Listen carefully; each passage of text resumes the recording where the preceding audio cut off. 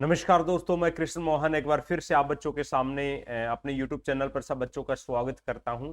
और आज आप लोगों ने सुबह से बहुत ज़्यादा न्यूज़ भी पढ़ा होगा, सुना भी होगा कि भी हरियाणा में जो सीईटी क्वालिफाई के लिए जो एक प्रोटेस्ट चल रहे थे पूरे हरियाणा के लेवल पे।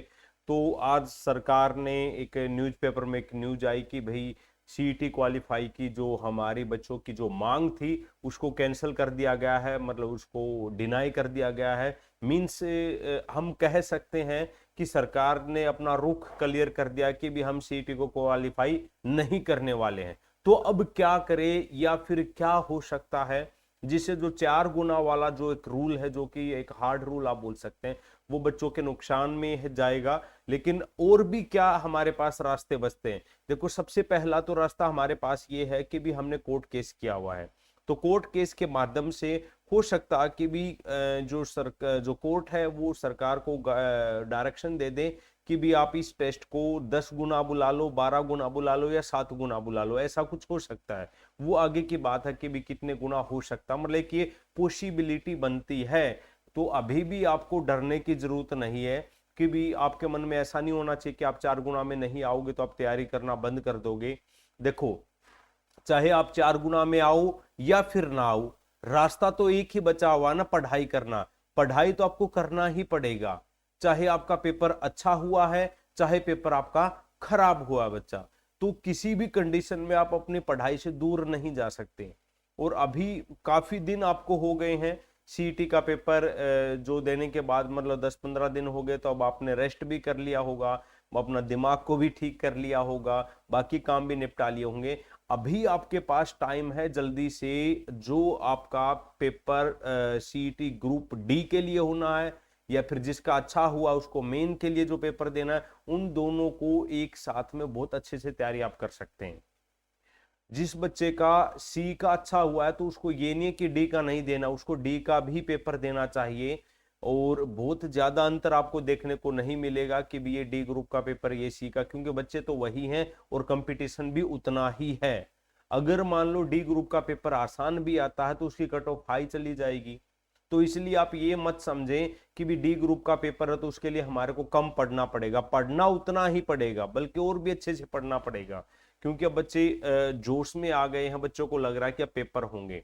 तो दूसरी बात क्या है कि भी जो सीईटी है ना, 10 गुना भी कैसे होगा, उसके लिए हमारे को कोर्ट में भी वो बातें रखनी होंगी, या फिर कोर्ट के मतलब कि सरकार के दिमाग में, कानों में बार बार ये बात जाएगी। हाँ, बच्चों का ये एक रियल इशू है और ये बच्चों के हक में होना चाहिए। 10 गुना या 12 गुना या 15 गुना जितना भी हो सकता है वो होना चाहिए। तो तब जाके अगर हम बच्चों की तरफ से, हमारे तरफ से एक अच्छा सा एक स्टैंड लिया जाए, एक अच्छी सी आर्गुमेंट की जाए, तो तब जाके कोर्ट हमारा इसमें कर सकती है। दूसरा, अभी टीचर्स के साथ एक मीटिंग का प्लान चल रहा है बहुत जल्दी ही। तो सारे के सारे हरियाणा के जो टीचर्स हैं वो एक अच्छे लेवल पर मीटिंग करके उसके बाद जो लीगल इश्यूज हैं, जो एंगल है, लीगल एंगल को हम देखेंगे। और जहां पर भी प्रोटेस्ट करने की बात आई या फिर सरकार तक ज्ञापन देने की बात आई या सीएम से मिलने की बात आई, तो उसका भी एक प्लान बनाया जाएगा, ताकि सब लोग मिलके अगर जोश लगाएंगे तो वो काम जल्दी हो जाएगा। दूसरा, अब इसके बाद चलो ये तो हो गया, ये साथ के साथ में चलता रहेगा, आपको पढ़ाई नहीं छोड़ना है, मैं बार बार बोल रहा हूं। दूसरा ये है कि भी कुछ बच्चों का पेपर 2 साल से तैयारी कर रहे थे, 3 साल से तैयारी कर रहे थे, फिर भी उन बच्चों का पेपर खराब हुआ है। और कुछ बच्चे जो कि हो सकता है जिन्होंने तैयारी ही नहीं किया और उनका पेपर अच्छा हो गया।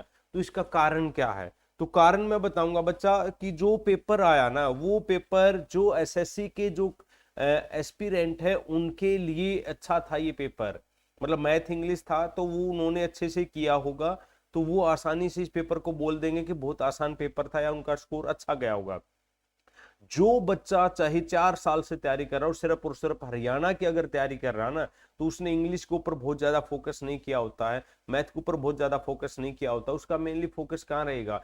हिंदी के ऊपर रहेगा, हरियाणा जीके के ऊपर रहेगा, नेशनल जीके के ऊपर रहेगा, इस टाइप से रहता है। तो उन बच्चों का हो सकता है कि पेपर थोड़ा, हाँ, मतलब कि भी एवरेज गया होगा। तो इसलिए आपको घबराने की जरूरत नहीं है, क्योंकि ये तो एक प्रकार से हमारे को 2 दिन पहले बता जा रहा है, कि वो भी बता नहीं गया, क्लियरली नहीं बता गया, एक नोटिस मिला था कि भाई ऐसा कुछ हो सकता है। उससे 10 दिन पहले एक और नोटिस मिला था जिसमें 5 नंबर की हिस्ट्री, 5 नंबर की ज्योग्राफी, इस टाइप का हमारे को मतलब कि पूरे हरियाणा में बच्चों के सामने वो चीजें आई थी। लेकिन अब आपके सामने चीजें क्या है कि भी पेपर में मैथ भी आएगा, पेपर में इंग्लिश भी आएगी, रीजनिंग भी आएगी, तो इसलिए आप उस हिसाब से अब डी ग्रुप की तैयारी या फिर जो मेन पेपर है उसकी तैयारी आप कर सकते हैं। और जो मेन पेपर की जो तैयारी करनी है वो आप ये मान के चलिए आपके पास लगभग 2 महीने है। 2 महीने से पहले या फिर बाद में, मतलब कि लगभग 60 या 70 दिन के बाद आपका पेपर 100% 1 या 2 पोस्ट के लिए पक्का हो जाएगा। तो अपनी तैयारी को अभी से शुरू कर दो। अब एक प्रॉब्लम जो बच्चों के साथ आई ना, वो मैं आपको बताना चाहूंगा। जैसे अपना जो ऑफलाइन सेंटर है केएम क्लासेस रोहतक में, हमने एक तपस्या बैच शुरू किया था। तो उस बैच में सारे के सारे वो स्टूडेंट थे जो 2 साल से और 3 साल से तैयारी कर रहे थे। तो मुझे ये था कि भी 2 साल से तैयारी करने का मतलब है कि उनके सारे के सारे सब्जेक्ट मतलब कि एटलीस्ट 70% पर तो जरूर होंगे। मतलब अगर टॉप एक्सीलेंट में नहीं होंगे तो ऑन एन एवरेज आपका ठीक रहेगा। लेकिन प्रॉब्लम यहाँ आती है कि भी 2 साल की तैयारी के बाद भी बच्चा 1 या 2 सब्जेक्ट को बिल्कुल नेग्लेक्ट कर देता है और उसको ये मान के चलता है इसको तो मुझे करना ही नहीं है, इसको तो मुझे करना ही नहीं है। तो उस वजह से अगर पेपर में उस सब्जेक्ट से क्वेश्चन आते हैं तो फिर पेपर उस लेवल का नहीं हो पाता। तो इसलिए भाई सारे अभी आपके पास टाइम है। जिन भी बच्चों का पेपर खराब हुआ है, जो कोई भी बच्चा है, तो उन बच्चों को अगर आपको मैथ नहीं आता तो मैथ सीख लीजिएगा, इंग्लिश नहीं आते तो इंग्लिश भी सीख लीजिएगा, मौका है अभी, टाइम है। और अगर अब नहीं सीखे तो नौकरी नहीं मिलने वाली है। जो भी नेशनल जीके है उसको भी आपको स्ट्रोंग बना के चलना पड़ेगा, हिंदी को भी स्ट्रोंग आपको बना के चलना पड़ेगा। हाँ, कुछ पोर्शन हो सकते हैं जो आपके स्ट्रोंग को और स्ट्रोंग आप बना सकते हैं, थोड़ा वीक को आप एवरेज पर लेके आइएगा। मतलब वो आपकी एक अपनी रणनीति होती है। लेकिन आप किसी भी सब्जेक्ट को बिल्कुल नहीं छोड़ सकते हो कि भी मैं इसको तो टच ही नहीं करूंगा। तो जो भी आपने नहीं किया है अभी टाइम है। और जो बच्चे को डर लगता है या फिर वो थक चुका है 2 साल से 3 साल से, उसको लगता है कि हर रोज मैं सुबह लाइब्रेरी में आता हूँ और शाम तक मैं पढ़ता हूँ लेकिन वो आउटपुट नहीं आ पा रही है, तो उन बच्चों के लिए मैं बता रहा हूँ कि आप लोग रोहतक आ जाओ। रोहतक आके केएम क्लासेस को ज्वाइन कीजिएगा। इसमें मैं आपको सुबह से लेकर रात को जब आप सोओगे 10 बजे या 11 बजे का जो भी प्लान होगा, तब तक आपका प्लान बनाऊंगा। तब तक के लिए आपको हर रोज आपको चेक करूंगा कि आपका काम कितना हुआ है, कितना इंप्रूवमेंट हुआ है, कौन सा सब्जेक्ट आपका वीक है, कौन सा आपका स्ट्रोंग है। तो इस तरीके से तैयारी करोगे तो आपको नौकरी मिलेगी। क्योंकि आप जोश के साथ लंबे टाइम तक नहीं पढ़ सकते। 10 दिन पढ़ लोगे, 12 दिन पढ़ लोगे, लेकिन उसके बाद फिर जोश ढीला हो जाएगा। लेकिन अगर आपके ऊपर डंडा लेके कोई खड़ा होगा ना, हर रोज बोलेगा कि कल ये काम करके लेके आ, आज ये काम करके लेके आ, आज रात तक ये काम पूरा होना चाहिए, कल दोपहर तक ये पूरा होना चाहिए, तो आपको पता ही नहीं लगेगा कि भी कब आपने 3 महीने कंटिन्यूस तैयारी कर लिया। तो कंटिन्यू तैयारी करने के लिए आप केएम क्लासेस रोहतक से जुड़िएगा। बच्चा देखो, जो भी खर्चा आता है यहाँ पर पीजी में रहने पर या जो भी फीस है वो कुछ भी नहीं है भाई। लोग 20-20 लाख रुपए, 15-15 लाख रुपए देने को तैयार होते हैं नौकरी लेने के लिए, लेकिन फिर भी नहीं मिलते हैं।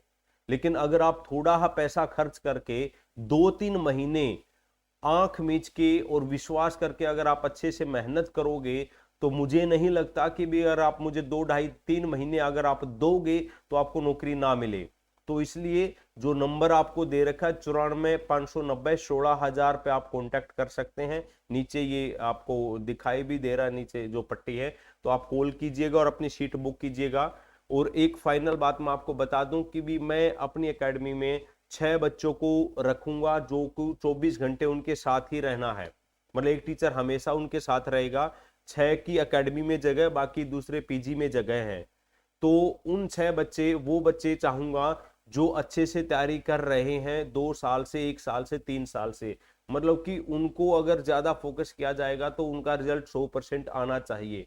तो ऐसे बच्चे जो अपना अपना ईमानदारी से मेहनत कर सकते हैं तो वो मेरे से कांटेक्ट कर सकते हैं। चाहे आप एसएससी जीडी की तैयारी कर रहे हैं, दिल्ली पुलिस की तैयारी कर रहे हैं, सीटी मेन की तैयारी कर रहे हैं, या फिर सीटी डी ग्रुप की तैयारी कर रहे हैं, इन चारों पेपरों में से हर पेपर की मैं आपको तैयारी बहुत अच्छे से और मिल के तैयारी करेंगे। और ऐसा कभी नहीं होता कि अगर आप मेहनत करो और आपकी मेहनत सफल ना हो।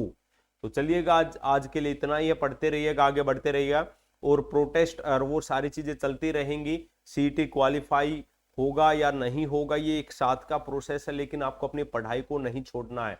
Bye bye.